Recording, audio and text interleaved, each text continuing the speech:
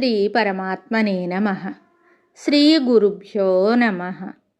గురువాయుపురాధీశం విష్ణుం నారాయణం హరిం వాసుదేవం జగన్నాథం కృష్ణం వందే జగద్గురుం. నారాయణ భట్టతిరి కృతం శ్రీమన్నారాయణీయము.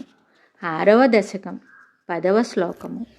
ఈ దృగ్జగన్మయవ పుస్తవ కర్మభాజాం కర్మావసాన సమయే స్మరణీయమాహుః తస్యాంతరాత్మవపుషే విమలాత్మనే తే వాతాలయాధిప నమోస్తు నిరుంధిరోగాన్.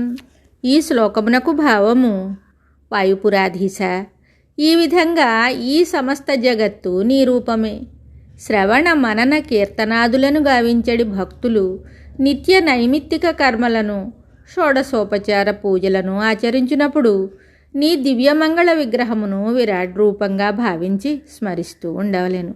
స్వామి, శుద్ధ సత్వస్వరూపుడవైన నీవే ఈ సకల జగత్తునకు అంతరాత్మవు.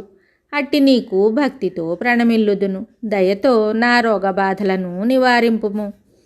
విరాట్ పురుషుని జగదాత్మతత్వము అను 6వ దశకము సంపూర్ణం. శుభం.